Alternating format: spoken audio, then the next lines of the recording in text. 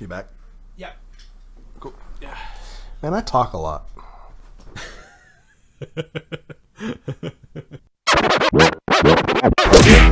Gathered together from the cosmic reaches of the universe.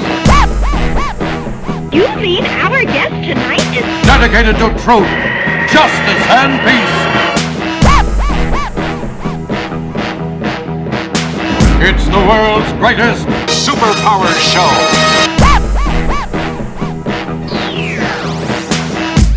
Hi, welcome to Minding the Multiverse. My name is Gabriel. And I'm Jeremy. And we are here to talk comics, culture, and the three main types of patrol strategies. Active Patrol, Paw Patrol, and of course, the oft-overlooked Doom Patrol. So Jeremy, what kind of Doom will we be patrolling today? Oh, well, it's Grant Morrison yet again, so lots of weird patrolling, let's put it that way. Excellent. Yes. Well, so for everyone listening this week, we're covering the first arc of Grant Morrison's run of Doom Patrol for Vertigo Comics. We're not going to cover the whole thing, but just the first storyline that Morrison took on for the book. So the year is 1989. George H.W. Bush is sworn in as president. Both the internet and Taylor Swift were born. And the number one movie in America was Back to the Future 2, a grim, disturbingly accurate representation of the Warhammer 40K world we live in today. I love Back to the Future movies. That one's my least favorite because that one's the scariest. Oh, but they're all so good. 1 is neat, 3 is stupid and fun, 2 is like kind of legitimately scary. I love it. I love it so much. I think I had too much of a crush on Leah Thompson to see her get like super gross and like Trump's wife. Like that became like too much to watch. She did that role really well too. That was the scariest part for me. Not anything. Yeah. Just what happened to Leah Thompson. She just needs to go hang out with Howard the Duck. I was gonna say I would rather her end up with Howard the Duck. But in all seriousness, I wanted to start out with a quote from the man himself, Grant Morrison. Quote, "Remember when all the other kids on the block had Superman and Batman as positive role models? Well, if you could identify with a human brain in a metal body or a guy wrapped up in bandages, and if you grew up weird, welcome home. You're among friends now." End quote. And speaking as someone who grew up weird, I am looking forward to this. This sounds fun. It's a lot of fun. It's only 4 issues that this arc covers, and it's not super dense, but it's weird, and there's a lot to cover. It makes your brain go, huh? I love weird. So everybody pull all your weird up around your face like a big cozy turtleneck sweater and settle in as we fall down the strange, twisting, narrow rabbit hole that is Doom Patrol. So we're going to be covering Doom Patrol Crawling from the Wreckage. So it's Grant Morrison. I keep saying that, but if you have never read...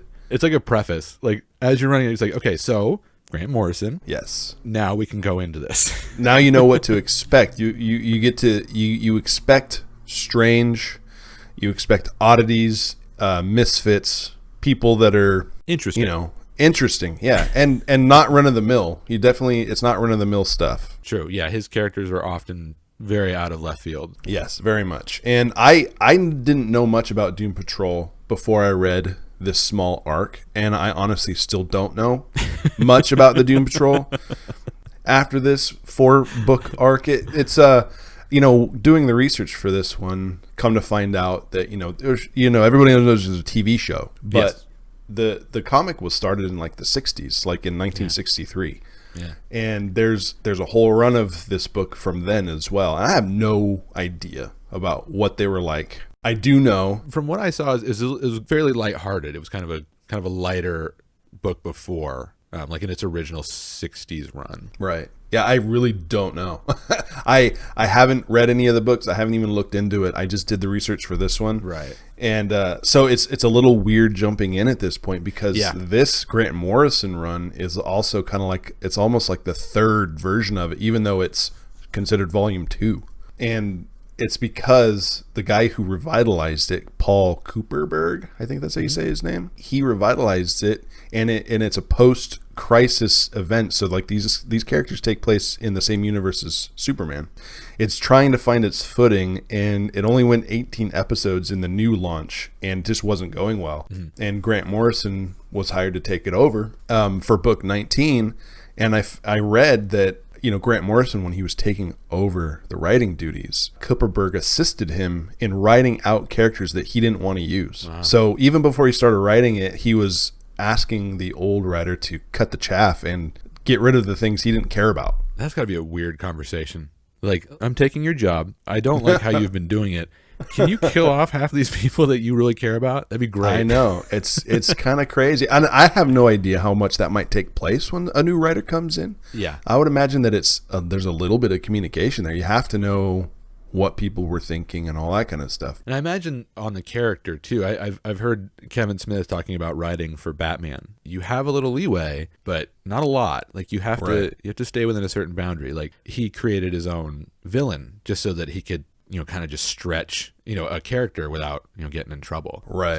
So I think it depends on the character. So these ones at this point, you know, kind of on their way out, I'm sure it's probably more of a blank check. Yeah. And because it wasn't being written by Morrison originally, they were pretty standard at that point. You know what I mean? Like, because he wanted to change things up so much that when he used DC's Invasion crossover to restart, right in the middle of the run, you know, so it's a huge shift in terms of what the characters are like, I guess. Yeah, and like we said at the top, like anytime Grant Morrison takes over anything, it's a huge shift. Yeah, he goes off the rails. He definitely does his own thing, and he does a lot of wacky shit here too. It's really cool. But I don't know anything about the past team. I haven't read any of the old stuff, and I think it's a bit of a detriment because when I'm reading it, there's characters that I'm supposed to already know and I don't. So there's a little bit of a a few references, you know, you lose if you're just jumping into it. Yeah. For example, at the very end of the arc, there's like a prologue, you know. Prologue. No, epilogue. That's after. Yeah. Okay. Sorry, I had my words wrong. I totally went with it too. I was like, yeah, no, that works. Nope. Epilogue afterwards.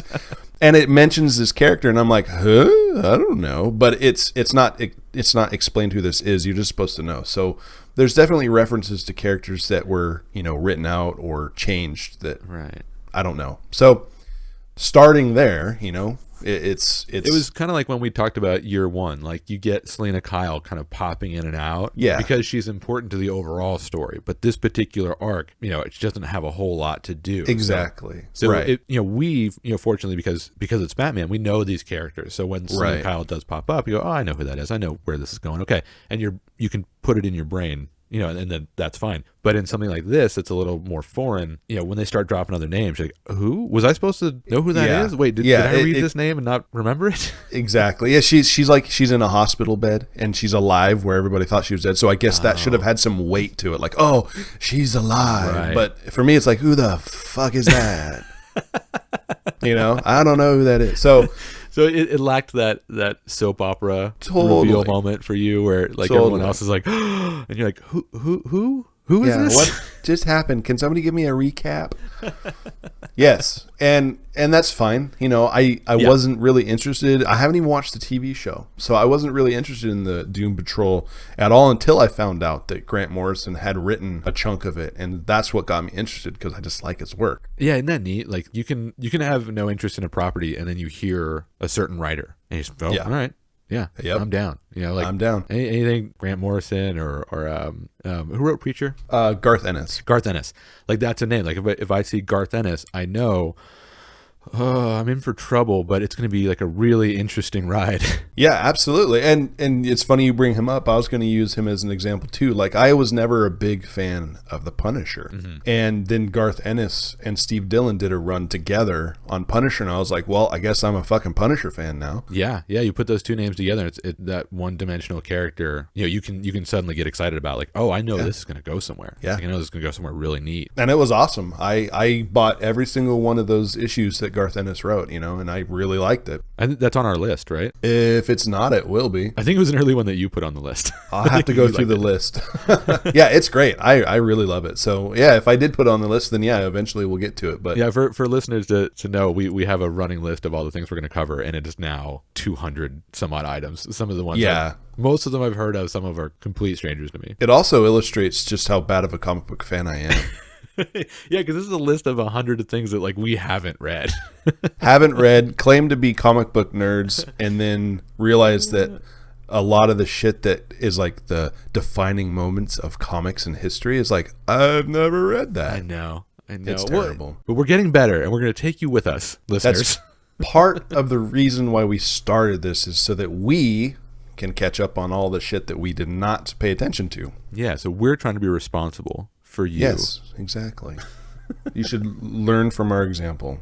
So it starts off issue 19. This is when he takes over, and the arc is called Crawling from the Wreckage, like we had talked about. Mm-hmm. The cover already is very striking. Yeah, the covers are very interesting. It has a very strong, like, early 90s design aesthetic. Which was totally ahead of the curve in that period. Like that Sandman kind of feel, where there was a lot of like kind of surrealism in the covers, which was really neat to see. Even the inside art too. Like there's a couple of pages in here that's like, what the fuck were they taking? I love those pages. Absolutely. They're fantastic. I have a digital copy of it that I'm reading from. I don't know if it's the scan, but like some of the colors are really wonky. That just might be the scan, or maybe it was scanned from an old book and the colors have changed or whatever. Yeah. But regardless, it's still, the art is by Richard Case. I'm going to assume that he did this cover for issue 19. And and all of the inside art is very much kind of an old schoolish Marvel style, not quite the same as Marvel because it's not Marvel, but the colors are all very striking, and the characters' designs are way different than your typical heroes, so it automatically is eye-catching. So it starts, the cover shows this guy made of what looks like gold, at least on my screen, and he's in like this horrible purple fire, and he's in some serious pain, and it's like, what happened to this guy? And why do I care? But who is this inflamed man, and why should I care? Yeah, why is he metal? Why is he in flames? And why is he screaming? I mean, it looks like he just like watched his dog get hit. It's like horrible pain. Yeah. So we open the book, and it starts off with a race, and again the colors are very striking. It's not your typical colors. There's a lot of purples, and it's a surrealistic look, because it turns out that this is a dream. It's a guy in a Formula One race car, and he's hauling ass, and he's talking about how fast he's going, and he's obviously into this race, and then he sees something. He should have seen it. It's one of those things where it's like a hindsight thing. I should have seen it. I was going so fast, but I didn't see it, and then the car just flips. Big explosion. People are running to the scene. And it's like, okay, so this guy died. Right. But at the bottom of the page, we see that driver, he's burning in this purple and red flame, and his skin is coming off. And you're seeing these metal shapes starting to come through. And it looks like he's holding his brain. And he says, I saved the beautiful bit. It's like, what the fuck? And then the very next page, that's page 1. The very next page is a huge single page splash page of the same robot from the cover, slightly different color. He's a little more orange at this point, and he's in bed and he's just screaming, and that's where you see the Crawling from the Wreckage title card, right? So that's a fucked up dream to have. Like it feels like a dream, with all the fire and all the vibrant colors and the holding your own brain thing. That seems like dream behavior. Yeah, exactly. And when I first, when I looked at the page and I saw it, I looked at the art before I read the page, and it was just like, okay, so this guy wasn't human. And then you turn the page and you find out that he's dreaming, right? And so as we go on, the next few pages introduces us to this man, and his name is Cliff. I'm going to assume that a lot of people have already watched the show, so they know that this guy's name is Cliff Steele. It was a good show. Oh, I haven't watched it yet, and I'm like I said, I'm a bad fan. But another reason why I'm a bad fan is because I love Brendan Fraser. I grew up watching his movies, so I'm a huge Brendan Fraser fan, and he plays Cliff in the show, and I haven't watched it yet because I'm horrible. It's mostly his voice, Right, right. And unfortunately, he plays a kind of shitty person. That's okay. That's fine. You know, interesting to see Brendan Fraser as a jerk. He's so nice in real life. Yeah, he's a big boy in this show too, man. Yeah. So anyway. Yeah. We find out that it's a dream. He wakes up and, he's alone in this room. And basically over the next, 2 pages, we find that Cliff is in a mental institution. He put himself there. Not too happy. He's whatever he's gone through. Remember, this is alluding to something that I haven't read yet. He's gone through some shit. And he was a part of the Doom Patrol, blah, blah, blah. He's in a psychiatric hospital. He gives the orderly shit who's just trying to give him his medication. He calls it a nutrient take, and Cliff says to stick it where the sun don't shine hard. Yeah, okay. That tracks for the character in the show. Yeah, okay. Yeah. He's not happy with his current situation. They make it very obvious right off the bat. Okay. So he's in the psychiatric hospital. He's not happy. Then we see, and this is kind of a weird call because I missed this by the end of the fourth issue, or the fourth issue. I missed this, but there's a orderly or a janitor who's picking something up and putting it in his pocket, and it's this round sphere thing. And I don't know why this guy is here, and I don't know why this round sphere thing is here in the very beginning of this issue 19, because we see him later, and it must be something that happened prior to issue 19 for the reader to know what the hell this is. It's a callback to something. Yeah, because it makes no damn sense, especially since later in the book we see this guy again, and he's holding this black sphere thing that hadn't been mentioned at all, and I totally missed this guy in this very what is this, fourth page?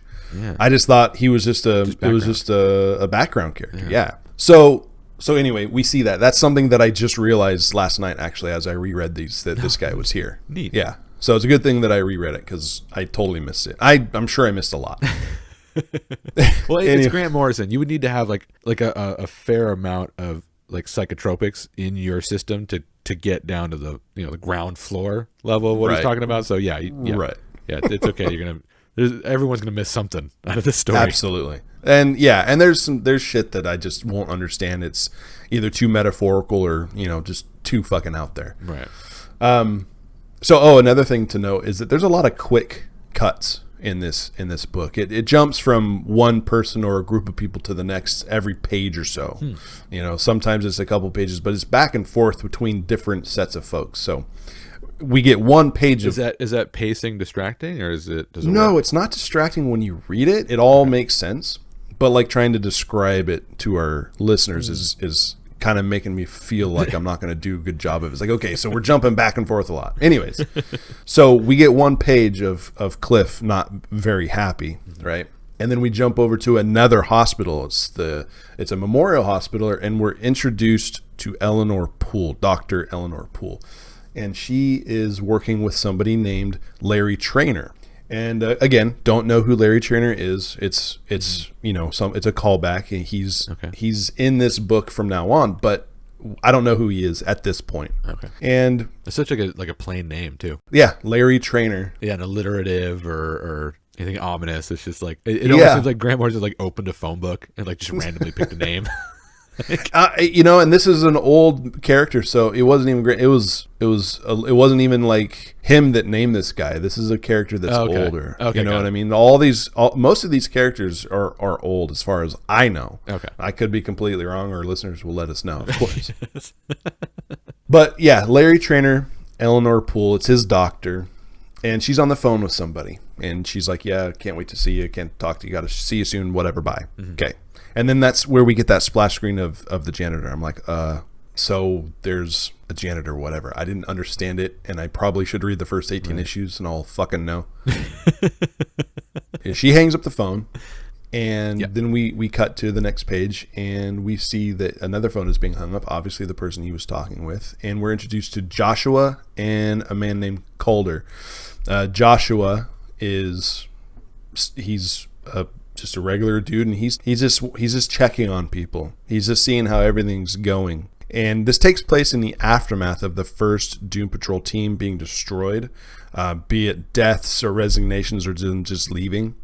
And they're talking about how Joshua is moving on and not taking up Calder's offer to start a new Doom Patrol. And you can see in the background of all the art, it's there's holes in the walls, and it's kind of a mess. It's like a warehouse, and there's boxes and stuff. Like, people are moving things out of this building wherever they're at. And Joshua explains he's only there to see how people are and to wrap up his time there. And then it's at this point that Calder reminds him to call him Chief. So is Calder in charge? Was he Yeah. That's at this point. That's what I'm getting. And especially since he says reminds him to call him Chief. So he's like the head of the Doom Patrol, and he's obviously trying to get Joshua to come back. And since he's a part of the team, when I was reading the story for the first time, I assumed this Joshua guy has some kind of superpowers, but it doesn't say. They don't talk about it at all. But as they're talking, they're walking out, and he's still trying to get Joshua into joining. And is Joshua in any kind of costume? No, he's literally wearing a friggin' green sweater that Mr. Rogers would wear. And he's got brown pants on. He's got a green sweater on. He just looks like a normal dude. Yeah. Okay. And Calder, he's in a wheelchair, so he's kind of Joshua's pushing him around, and they look just like normal dudes. But this whole time they're walking out of the building. They're exiting. He's still doing what he can to get Joshua to stay with the team or rejoin the team, and Joshua's just not having it. But there's the way that Chief or Calder, whatever you want to call him, the way he's acting, the way he's talking is kind of shady. Like he knows something that Joshua doesn't know. He knows something that you, the reader, don't know. He's planning something. So it's good X-Files. Yeah, kind of stuff. it's like the smoking man. Stuff. You know. Yeah, stuff. It's like you think you're done. I don't trust you. Yeah, it's just kind of like, you say you're done, but you're not. You'll see. Right. And like Joshua says, like it or not, I'm part of the big plan, right? He was like, don't tell me that, because I'm not. And Chief turns around. And he's like, oh yes, you all are. So he's not just talking about Joshua. He's talking about everybody who's been in the team who's still alive. Okay, so he's being shady. So we don't know what's going on with that. A little ominous. And that's only 2 pages, and we cut back again, right? We cut back again to Cliff. He's being visited by. This does kind of have a soap opera pace to it. It's like you tell your A story, dun dun, B story. Absolutely, that's a great way to put it. It is. It's real quick. It's a little bit of information, and then it cuts to to the other characters, and so you're getting both different perspectives of everybody all at the same time. So it's not hard to follow when you read it, but it might be a little when I'm telling it. Yeah. No. So we cut back to Cliff, and he is being visited by somebody named Will Magnus, who was the creator of the Metal Men. Something I don't know about. I know a very little bit. Right. Yeah, we were talking about that. Yeah. So I am going over Justice League Identity Crisis right now, and one of the first kind of off, side characters you meet or you see is Will Magnus, and I had to do a little who is this?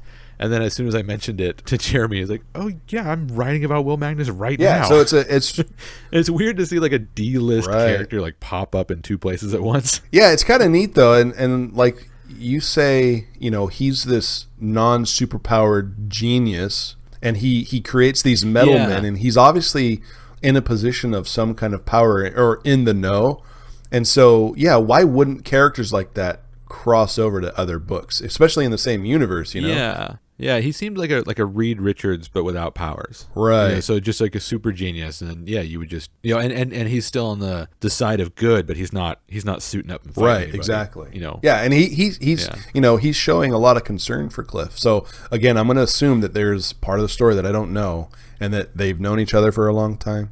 And if you haven't seen the Metal Men, I have not. if you if you're familiar with the really scary Wizard of Oz movie, the one with like the wheelers. Yeah, that's stuff, Wizard of Oz 2 with Fruza Balk. the Tin Man in that movie is like this squat, almost like pumpkin shaped monster, Right. And, the I think it's gold. I think the gold Metal Man it looks exactly like him. Like it's these weirdly That's shaped, awesome. Like they don't look like robots. You know, they look like Laurel and Hardy. You know, made of that's awesome. metal. Well, I mean, obviously there's some influence there, huh? It has to be. The first thing I thought of was Scary Wizard of Oz. And I love that one. That was a great one. I bet you do, because you're scary. Changing heads and faces. That was awesome. So we find out that these two know each other, and Will is very worried about Cliff. You know, he can tell that Cliff is depressed, right? And we also find out that Will Magnus is the one who created Cliff Steele's new robot body. Makes sense. It makes sense. It's like his wheelhouse. He created the Metal Men. He created the robot body. It doesn't seem though that Cliff is really like reciprocating the niceties. He's like, I don't fucking care. He's not impressed with this guy. And he said that he would throw up on him if he had a real body. Like he's like, hey, how's it going? He's like, oh, I'm gonna puke on you. Like, okay, well, calm down. Yeah, You're welcome. Like you could be dead, but instead you're not. Yeah.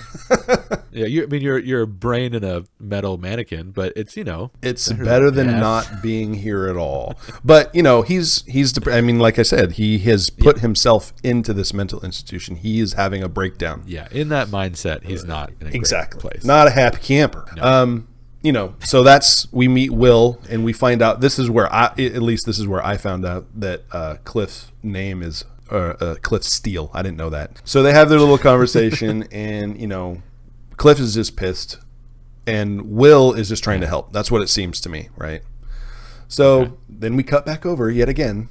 We cut back over to the other hospital where Larry Trainor's at, being overseen by Dr. Eleanor Poole, and shit gets fucking weird.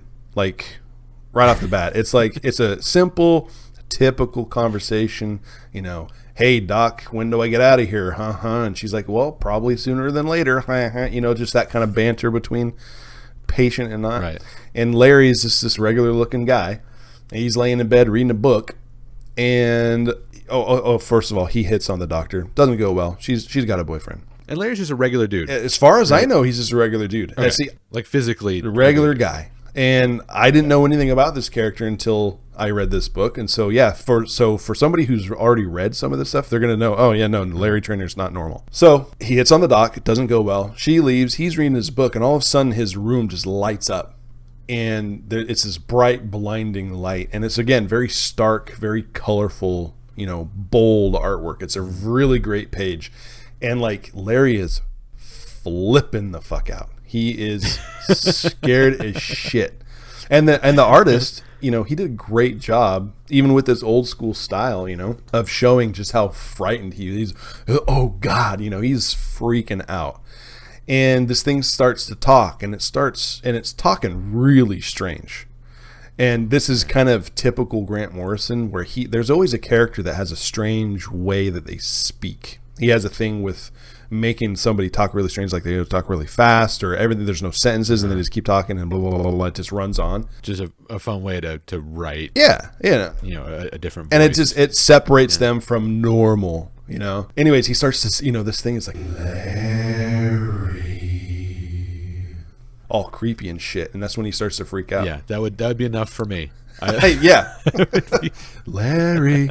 I'd be out. Yeah. And good. so he rips open these curtains, and this thing, it's all black, surrounded by this bright yellow light, and he's like, what do you want? What the hell's going on? It's the way it talks is so unsettling, because I mean, on the page there's no punctuation or spaces. It's just all ran together. So I saw you had this written out here. I wanted to see if I could read it. Not reading it before. Go ahead. So the sentence you've highlighted here is, I am the spirit in the bottle, the invisible fire that works in secret. There is a stick amongst the roots of the oak tree. Oak tree. That was really good. Yeah, and that doesn't make any fucking sense. I want to read it slower. I am the spirit in the bottle, the invisible fire that works in secret, there is There. tick among the roots of the oak tree. Yep, and I'm looking at the page right now, and I'm pretty sure there is tick among the roots of the oak tree. Yeah. So there's something wrong. Yeah, I at the guess. roots of this very strong. Yeah, and That's neat. it's crazy, and I have no reference for this character or what the hell this thing is, and that's kind of the detriment of reading this arc the way I have, is that I don't know. I think just treat it like a good drug trip, and just hey, whatever happens, happens. You just enjoy the journey. Exactly right. Anyways, this guy, he's speaking, and Larry Trainor's freaking the fuck out, and then it starts to. I'm assuming that it's speaking out loud, but it could be in his head too. And he's like, "Open the window, let me in, let me in, let me in." And so that's where we leave off, and he's freaking. His face is like, "Fuck!" Right. So we cut back, and it is Cliff outside now, going for a walk with the Will Magnus guy. And it's the Cliff is getting more and more distressed. He's getting more and more upset. And Will is just trying to talk to him, and he's saying all these things about how he can't feel anything. He kind of explains how how somebody loses a limb and they have phantom pains or itches. He's like I have phantom whole body. Whoa, like that would be awful. It would be terrible. His whole body, he feels it, but it's not there. Yeah. Ooh. And so he's freaking out. It is too much for him, and that's why he's where he's at. And Will is like, Jesus Christ, fucking calm down.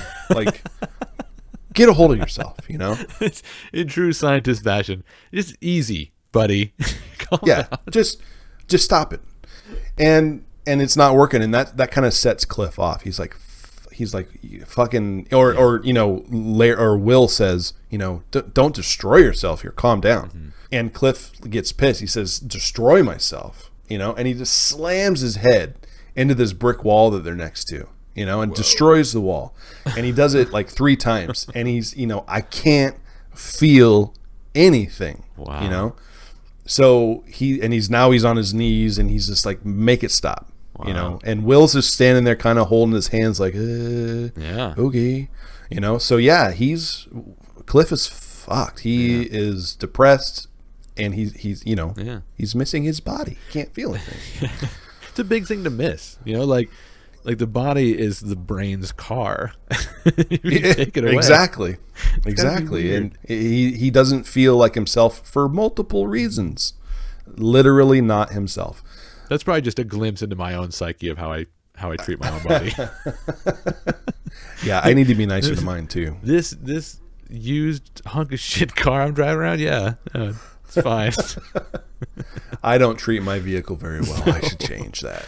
So that's just 2 pages again. Cut back to Larry. He's still dealing with this shit outside of his window. Or now that he opened the window, it's inside. Now it's inside. Right? Okay, things have gotten worse. Yeah, it's like a spirit or an apparition. Don't know exactly what this thing is, but it's not new to Larry. He's talking to it, and he's like, "You've never spoken before." Oh, and it seems to have some kind of pull over Larry to some extent. Like, Larry obviously didn't want to open the window, but he was kind of forced or compelled to by this thing, right? And Larry says, "You've never spoken before. What the hell? What's going on?" It's just more of the same art, very striking, very scary. He's like whirling around Larry and floating up in the air and just saying that he needs something. He needs him to call the woman doctor.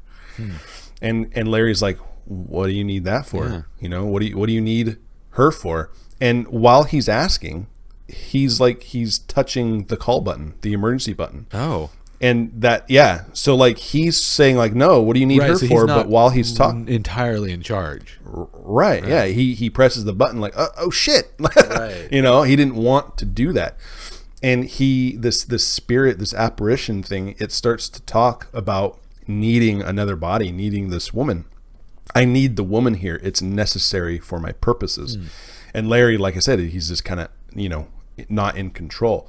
And then this thing says, And that's never something you want to hear from someone close to you. I need the woman. Hell no. I need her for my purposes. That's no never shit, right? behavior you want to encourage. no, absolutely not. Especially since now this guy, he's extremely scared of this thing. Yeah. And he said, Larry asked the question, what do you need him for, or her for? Mm-hmm. And this apparition says, Larry, the union, the fusion, the alchemical marriage. And he says, and Larry says no. So it's this crazy scene. I'm not going to describe it too much because it's really cool. It's a lot of really great art. And the apparition thing is saying, to take my hand. Larry's trying to resist, but while he's crying, tears streaming out of his eyes, and this radiant light beaming down on his face, his hand is creeping towards this other hand, right? Not in control. Some shit happens. People are rushing towards. There's a lot of ruckus going on now, rushing towards the room. The doors pop off. It's a whole mess. And the next page, I'm not going to describe it all because I just want people to see it. Basically, the apparition is holding Larry's hand, and he now is holding Dr. Poole's hand, and shit goes down, right? And I don't want to describe it because it's a very cool page. I would just want people to see it. Now, can other people see this apparition? Absolutely. Okay. And So it's not just entirely in this guy's head. No, Right. Okay. no, it's not. This is all happening in the real Got world. it. Like the doors exploded off of his room. There's this freaking ghost thing that's bright as the sun floating in there. And now there's the three of them holding hands. And the art is very cool. And like you said, a very psychedelic type stuff, and yeah, there's other people there. They're, oh my god, the people are freaking out. Okay. So very cool scene. So something is happening to them for sure. Okay. And then we cut back over again to Cliff, and he's still whining. He's still whining, and I can't tell if this is the same day for them because they're kind of all over the place. First they were like in his room, and then they were in a cafeteria. Now they were outside on the steps. Now they're actually inside. And so this could be one day. This could be weeks. Right. Yeah, right. I don't really have a frame of reference Gotcha. for the time. Interesting. I think Will's wearing the same jacket. Is it like a lab coat? It's like a tweed professor like coat. Is he wearing the same tie? It might be the same day because he's wearing the same tie too. I just went back and looked at the page. I was just thinking, like, I have an inside coat and an outside coat. If anybody saw me over the series of a week, they might think it was the same day. The thing is the same day. No, I think this is the same day. And he's very professory. So kind of imagine in your head a tweed button-down jacket, a green tie, button-up shirt, and he's literally got a pipe. He's walking around with a fucking pipe in his hand. Yeah. Okay. Now it's official. Very professory. But yeah, so Cliff is still whining, and Will starts to tell him, he's like, there are people that are worse off. Your situation sucks, but like it could be worse. And Cliff is like, bitch, name one. He's like, really? And he's like, I lost my entire body and my brain is seated in a metal casing and I feel nothing. How can anybody be worse? I'm a living Commodore 64. Like, name one person who's worse than I do.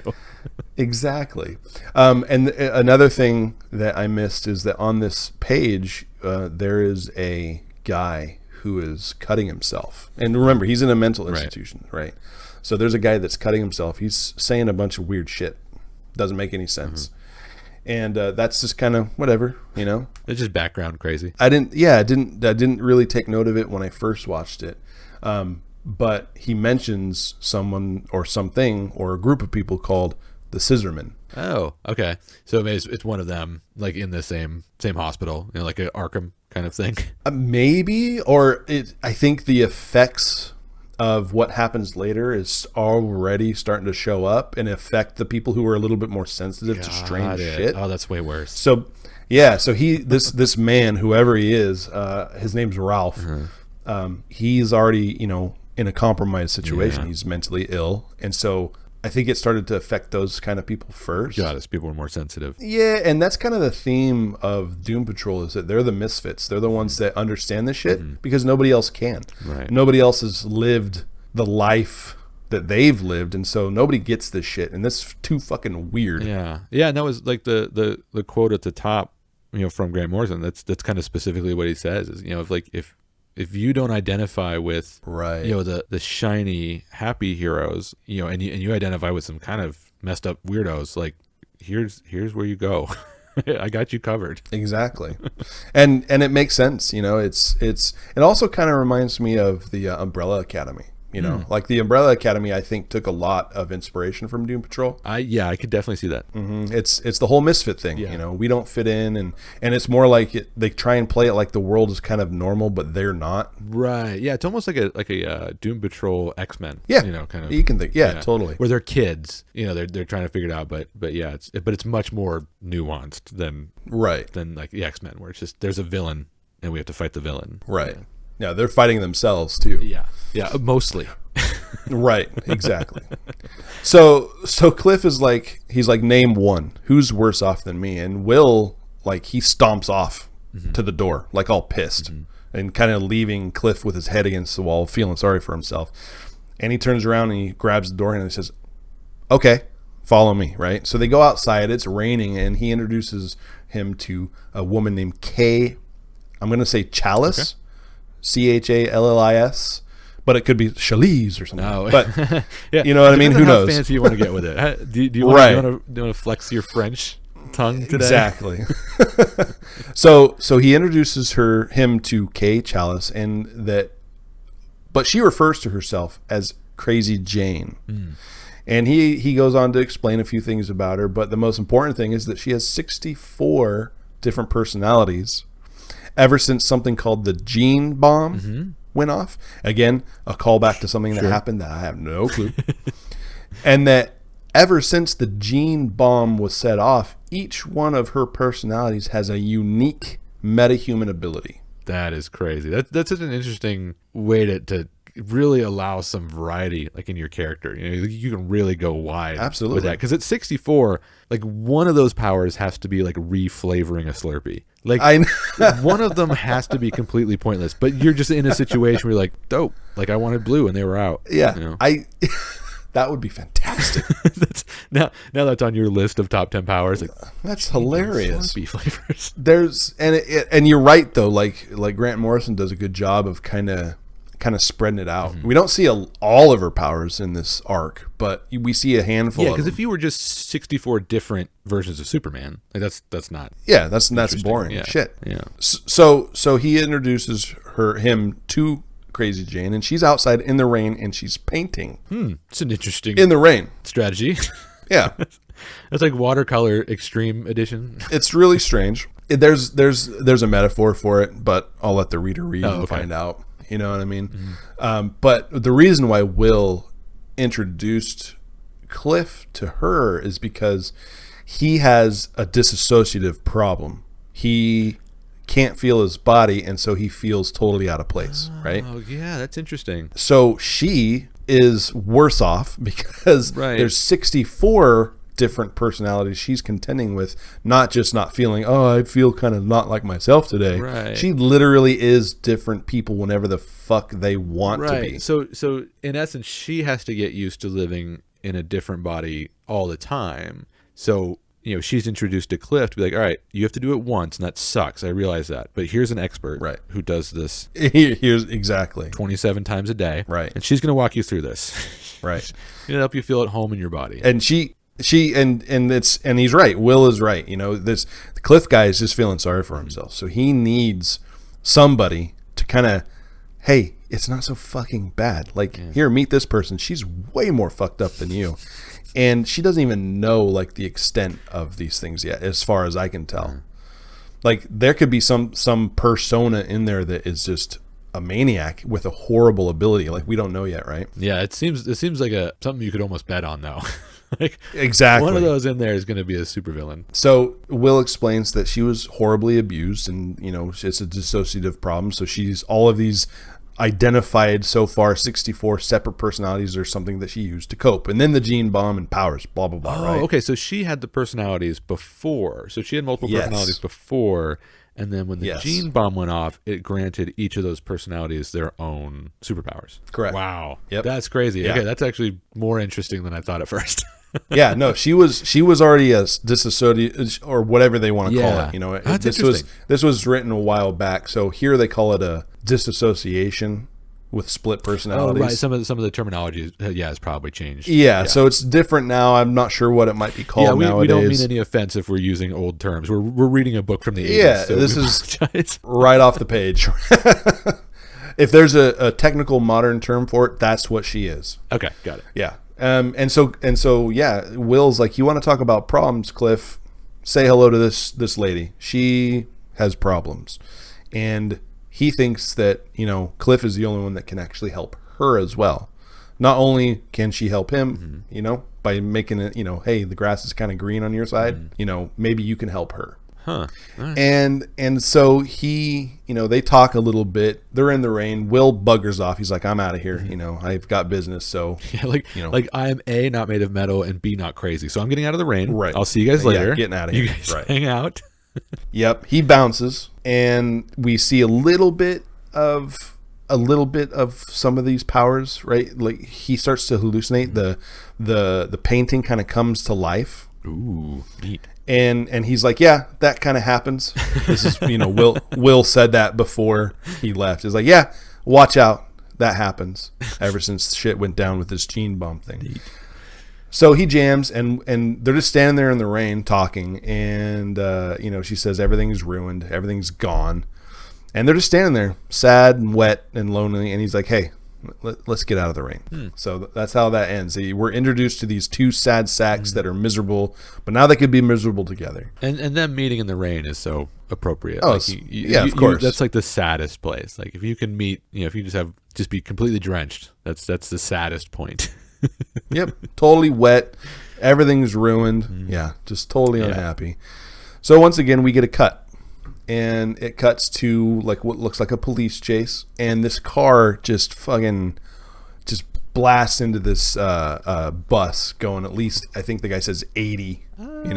Just crashes into this car. Cut to the crash scene where a cop is telling how a man in a car plowed into a Greyhound going at least 80. Eesh.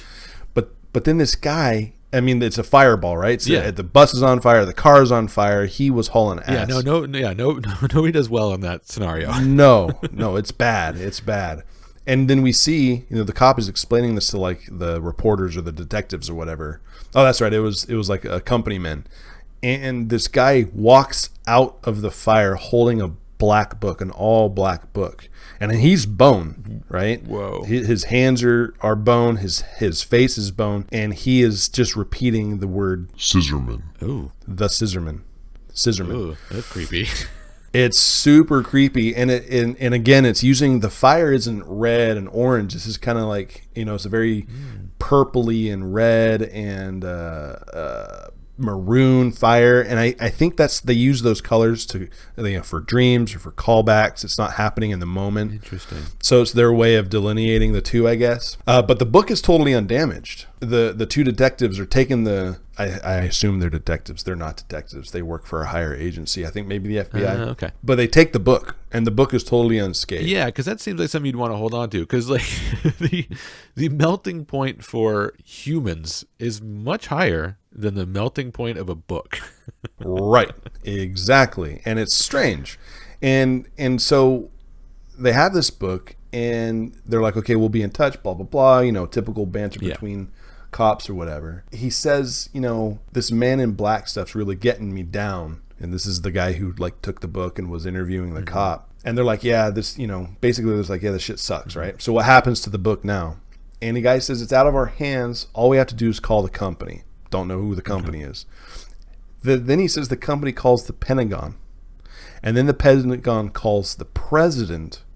And then the president calls Niles Calder. That's his name. Remember we were talking about earlier. Yeah. Niles Calder. Chief. So it wasn't his first name. It was his last name. And you're right. Chief. Got it. So we find out that this chief guy is definitely in the know. Like he is a person of importance. So I think company is slang for the CIA. Oh, yeah, okay. So, I didn't know that. I'll double check that. I'll leave this in if I'm right. If I'm wrong, I'll edit this out. But if I'm right, yeah, I think the company is slang for the CIA. So that chain of command. That would make sense. Yeah. That would make sense. Yeah. So that's how the book ends. Issue 19 ends with this horrible crash, a man walking out of the flames holding a book that did not burn while speaking about the scissorman, which was a call back to what that poor fella who was cutting himself, And that's some symmetry right there. I mean, it starts with a fiery crash, And it also lets us know, the very last line, and he calls Niles Calder. It lets us know that Niles Calder is somebody very important. He's high up in something. Yes. So that's the end of that book. And so we jump over to issue 20. And let's see, these all have their own chapter names, of course. I thought it did. Maybe I'm wrong. Here's this neat feature. Oh, yeah. Wait, never mind. No, it does. I'm sorry. I just was looking in the wrong spot. So the first one was just titled Crawling from the Wreckage, right? Yeah, that's the whole arc. And then this next chapter in the arc is called Cautionary Tales. And I really love the way this book opens up. It's weird as shit. It's so you'll know why in a second why I love it so much. I would love to have a counter where each time we say it's weird as shit, like just have like a running tally in the corner. We could, on the YouTube video version of this, we'd do a counter.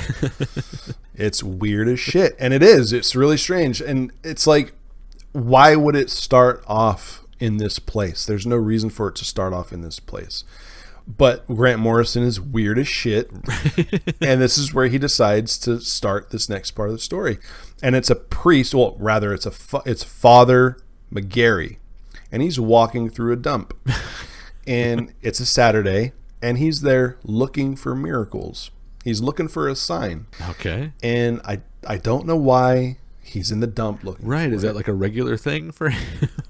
He says Saturdays he trudges out to the dump looking for God amongst the debris. Okay. Saturdays are always the longest days and the winter chilly. And then this guy, Father McGarry, he sees a sign. It says, have faith in God. It's a literal sign. Yeah, it's just a literal sign. It's not a metaphorical sign. It's not a voice from the heavens. It's literally a sign. It is a sign. It is a literal sign covered in muck because he's in the dump. Yeah. And then it shows his face smile. He's like, there's an actual sign, and I approve of the message, right? And you can kind of see these outlines above his head, and the next panel shows a fish. A fish fell and landed on the sign, hit the sign. So from above, not a dead fish on the ground at the dump, like an actual fish. From the clear blue sky. There's clouds, but it's not raining. It's not totally overcast, and it's raining fish. Welcome to metaphorical signs. There's your literal sign. And then there's a better metaphor than a fish falling from the sky, which is not where fish come from. Not one fish, right? It's not one fish. The father, in the next page, it's mackerel, it's herring, it's sea bass, pike, sturgeon, tench. It's I don't even know how to pronounce that one. Plaice. I don't even know what plaice. How do you spell it? It's Plaice. I have no idea. No, never heard of that fish in my life. But it's raining it from the clear blue sky. One fish, you could be like, all right, a bird was carrying it and it dropped it. And whatever. That's like a school of fish. That's a different problem. It is definitely a school of fish. A multiple variety. Different kinds of fish. A variety. But funnily, so he's looking up into the sky and he's smiling, and it's like you can tell, like, here's the sign he was looking for. A weird miracle to be happy about. Sure. But it's still a miracle nonetheless, right? Yeah. If that's what you were looking for, you'd be excited regardless. You would be excited. Yeah. I mean, a normal person would be scared out of their fucking mind. A normal person wouldn't be walking through the dump on a Saturday. Right. Looking for signs of God.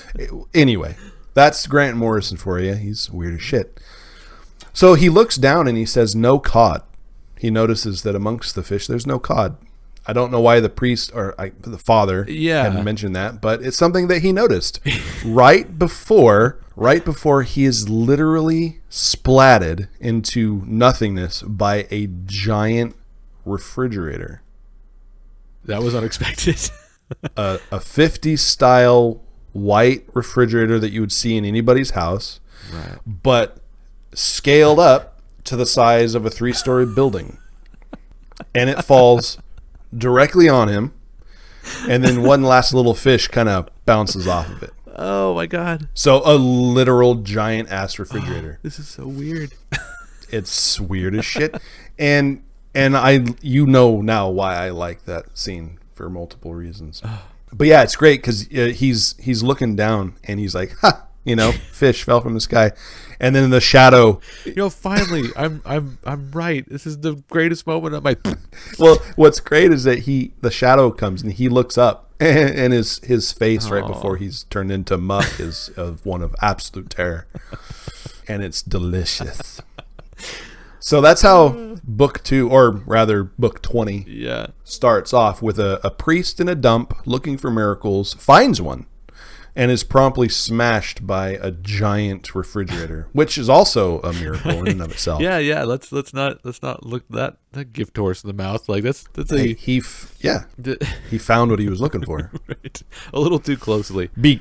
Be careful what you wish for. Yeah, maybe show up there afterwards. But miracles is kind of something that comes into play later. Okay. And we'll see why hopefully soon. So we can now cut back to Larry Trainer, who were back at the hospital, and we see Joshua and Chief. They're there. Okay. A new doc, not Dr. Eleanor Poole, is telling them that this quote unquote creature seems to be some kind of amalgamation of Larry and Dr. Eleanor Poole. And he's like, what? They're like, what the fuck are you talking about? What is that? Like, what do you mean? And you say it has both male and female characteristics. They're like, yeah, what the hell is going on? That's why he says it's an amalgamation. It's like the two got shoved together, right? So they go into the room. He's like, here, see for yourself. Come see our magic hermaphrodite. Josh hasn't said, he's only said one thing. He says creature, I thought we were talking about Larry Trainer here. Like, what do you mean creature? How come you're using that word? So the doctor tries to explain, but it just doesn't work. So he opens the door. Here, take a fucking look, right? And there in his room, sitting in a chair with a very masculine body, wearing a robe, but also completely covered in bandages, right, is this thing with a big masculine body, but sitting very feminine, directly underneath a painting of what looks like Adam and Eve holding an apple together, right? He's like right between there. There's some subtle It's symbolism. just a little subtle, right? Like, he didn't go crazy. He didn't want to put it in your face that there's a merger of these two people. And he or she, or however you want to say, Larry at this point anyway, is just sitting there, and he's kind of glowing, kind of letting out a little bit of radiation or something, but he's glowing. A little friendly radiation. Exactly, And so, they come in, and Larry is talking really strangely as well. And just like the apparition or whatever it was that merged them, kind of speaking the same, not as unknowable, right? It's not as strange, but Sounds like frantic. yeah, not as frantic, not as metaphorical, I guess, or Got it. it's a little more to the point, but still strange. My race is mixed, my sex is mixed. I am woman and man and light with darkness mixed, right? So he's trying to say to them, hey, I'm all of that shit, right? But then he also says something strange. He or she or whatever says something strange. Says, I'm nothing special, nothing pure. I am mud and flame. And then Chief is like, okay, like, I see. He's taking it all in. He's not making any judgments. Joshua doesn't say shit. It's just like, what the fuck? It's a very strange scene, right? Yeah. And then once again, a very quick scene. We cut away to what seems just like a random house. And it says that it's in Greenock. I have no idea where that might be. Maybe somewhere over in New York. So there we see a little kid. He's reading a naughty book. And he's worried about Sunday when he has to go to confession.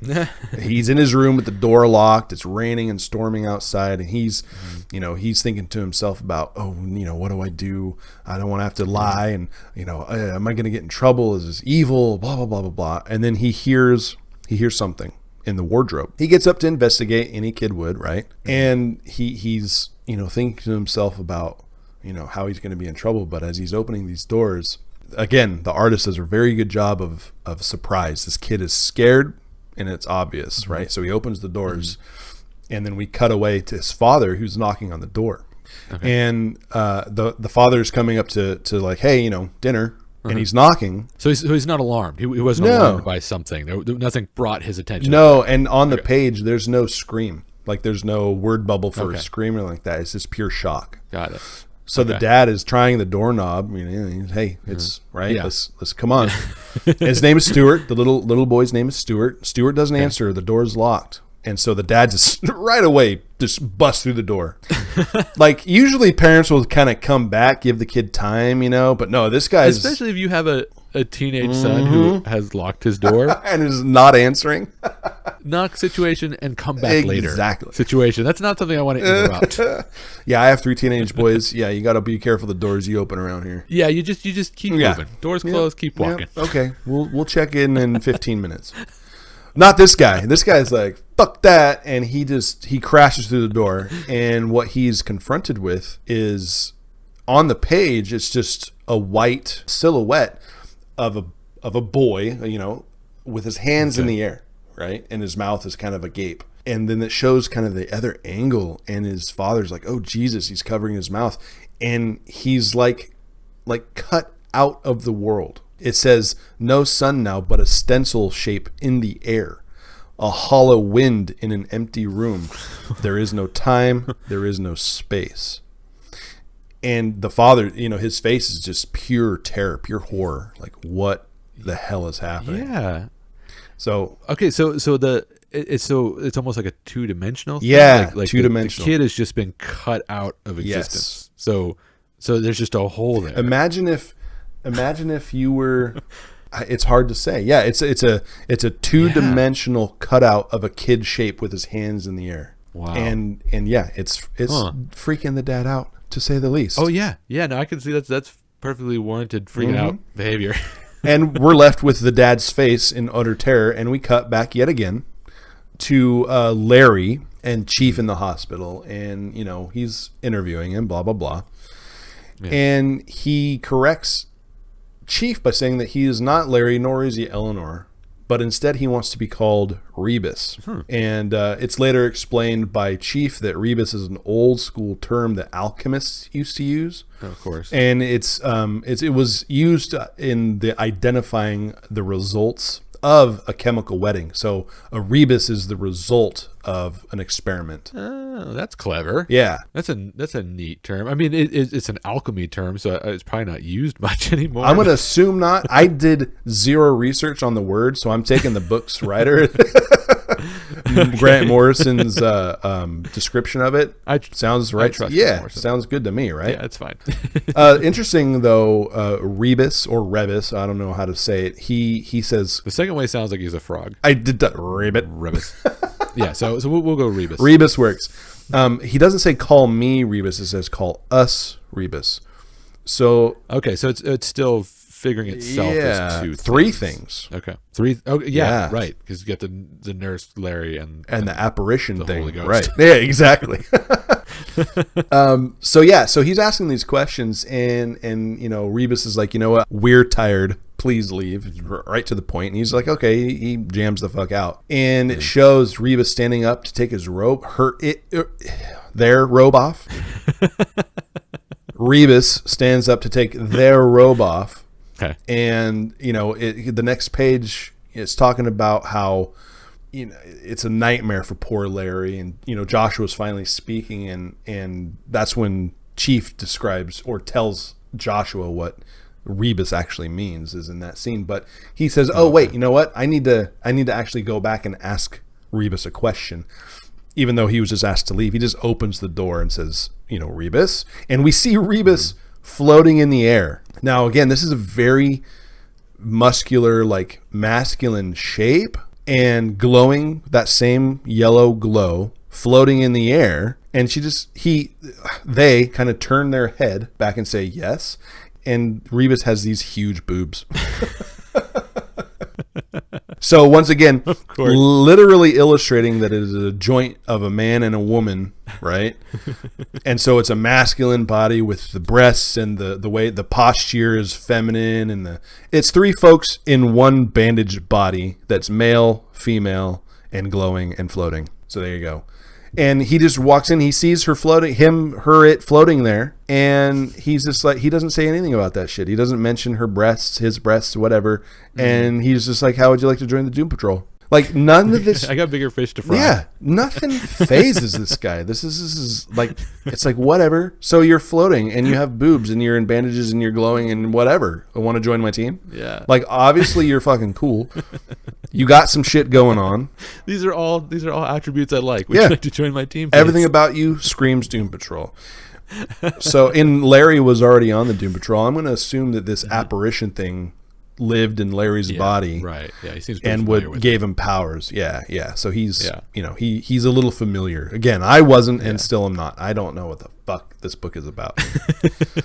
So we end on that, and again, another jump. We're back with Cliff and Will, and I gotta assume that this is some time has passed. But Will, he's wearing the same shit. But his tie has changed to a black tie instead of a green tie. So I think that's the clue that it is a different day. That it's a different day, or it's a different inker. Yeah, exactly. Yeah. Yeah, who knows how they are deciding to do shadow in this book. They just missed that green plate pass on the press. Very possible. Black. And this is a scan. These books are definitely, their color is a little wonky. But so we're back with Will and Cliff, and he's better. Cliff is feeling better, and it's good. It's good. Yeah, and obviously working with Crazy Jane was a good idea, and he's doing a lot better. But Will kind of drops the bomb on him, like, "Hey, I listened to you when you said that this clunky metal body is a piece of shit." And Will took that to heart, and he says, "You know what, bro? I'm gonna make you a new body." No, that's nice. And he just walks out, and Cliff is just kind of like, "Huh, like, all right, that's cool." And it's at this point that Crazy Jane comes up, and she's like, "Hey, let's go take a walk. I want to talk to you." And she introduces herself not as Crazy Jane at this point, but as Driver 8. And Cliff is having a hard time keeping track of what he calls all of your personalities. I was just thinking, like, I loved Driver 8. Like, I don't know how many Driver games there were, but I really liked Driver. Oh yeah, I remember those games. I do. Yeah, they were hella good. I don't know if they made 8 of them. I don't think they made 8 of them. Driver. Those were fun games though. But Cliff he's having a hard time keeping track of all these personalities, and he uses the word personalities. And Driver 8's like, "Whoa, bro, we're persons. We're not personalities. We're persons. Get woke." And she's like, "Hey, let's talk." So they go outside, and they're just talking about some stuff. I don't want to get into it too much. I'm already going panel by panel, it seems. And they're just having a discussion. Basically, the gist of the conversation is that a lot of her persons really like Cliff. Like he's a good guy. He's been a huge help, and even Driver 8 likes him, and all these other people really like Cliff. And so it's just kind of like, hey, we're buddies, we appreciate you. And then Cliff is like, hey, I'm a wonderful guy, what can you do? He's all like, yeah, of course you like me. So he's there to ruin the moment. Yeah. Exactly. He's taking it in stride. Right in the middle of this nice, heartwarming conversation, no weird shit happening. Weird shit happens. Oh, yeah, we were due for exactly. And that poor sucker who was cutting himself in the beginning of the last book falls or crashes or is thrown or dives or whatever. I'm going to guess that he throws himself out of the third story window of the building of the institution, and he just splats right in between them. Like there's those two, and then there's the guy on the ground. Oh my God, how romantic. Poor Ralph is all twisted up, and his hands are like, how like you would signal somebody, scissors, you use your fingers and you kind of cut. Yeah. His fingers are just going nuts, like cutting motion. So like a crazy Dave Coulier on Full House. Yeah, he's just cut it out. Cut it out as he dies. Like, cut it. Exactly. Instead of saying that, he's saying scissorman over and over again, and then he's saying snip snap, and he's using his fingers, so he's snip snip snip like a scissors, right? Yeah, that is way creepier than Dave Coulier. Yeah, it would be interesting if he did that though, like just came in the show and like just like menacingly looked at people, was snip. like snip snap, then just like walked off, and then he's like, fast as fast can be, you'll never catch me. And then Full House is immediately canceled. I hated that show. So Cliff is we actually get a little bit of insight to what Cliff feels for other people. He immediately is like, hey, just chill, don't move, we're gonna get some help, right? So Cliff he might be a sad sack, but he cares about people. And he's good in a tense situation. Yeah, he stayed calm. He was just like, don't move. Yeah. And Crazy Jane is in the background with her hand over her mouth like, fuck. Yeah, the crazy person is having the sane reaction. Exactly. So poor Ralph dies. He croaks. His hand falls to the ground and his hand's still in the scissor position. And another quick cut, and we're on to we're in the subway. And we're confronted with a guy who is trying to convince himself that it's not stealing if he has found something. Hey, I found it. It's not stealing. And he's looking at this, and it's that sphere that I told you about from earlier that I totally missed. When I first read through this guy on the train, I was like, who the fuck is this guy on the train? And why do I care about him and his sphere thing? Why are we following Yeah, And it's literally it's 2 pages, right? And it's like, why do I care about this guy? He's holding that sphere thing that he had found, I guess, in the hospital. Yeah, right. And he says, he's still trying to convince himself that he didn't steal it. And he's also, he knows this line. He's so familiar with this train line that he knows what's coming next. Chambers, Franklin, Canal, Houston, Christopher. And he's kind of listing off as he's going what the next stop is. And he's looking into this thing, and he says the way it moves without moving, the way it folds and unfolds and enfolds. So this thing is obviously otherworldly. It doesn't make any sense. He's holding it. It's solid, but it's moving and it's turning and churning, right? And he's kind of hypnotized by it. Neat. Yeah. And before he knows it, also, like, if I found that is not something I would keep in my pocket. No, yeah. And he literally takes it out of his coat pocket and he's looking at it. It's like, why? What are you doing? Yeah, like, if you weren't sterile before, congratulations. No more kids. No way. You keeping this in your pocket all day was a good idea. It's like, don't put the hot laptop on your crotch, man. It's like probably the first person who discovered mercury. Like, oh, this is neat. I wonder what it tastes like. And then that was it. What a sad story that must be. So he's riding along. And the next page shows that he questions the next stop. The next stop says, and I'm gonna spell it out for you because I don't know if I'm saying it correctly. I'm gonna guess. Okay. It's ORQWITH. Orquith? Well, that's what it just sounds like to me. Orquith. Is that a real place? It is not. Okay. And I didn't think that's so. why he questions it. Who named it Orquith? The sign of his stop says Orquith, and it's not supposed to be Orquith. I wonder if Orquith is an anagram. Oh, it might be. Yeah, because I was thinking, well, it's not anything backwards, but I wonder if it's an anagram. Well, that would be weird. There's no U in it. I wonder where the Q. Anyways. It's probably like an anagram for his like grandmother's name or something. Probably some weird He's Scottish, right, or Irish? You know what? It's probably a spell. And congratulations, you just reanimated some corpses somewhere in Scotland. Hey, like the fact that we said it together is like that was enough. I look forward to that news story. Hey, surprise! This is us from the future, just cutting in here from the editing room.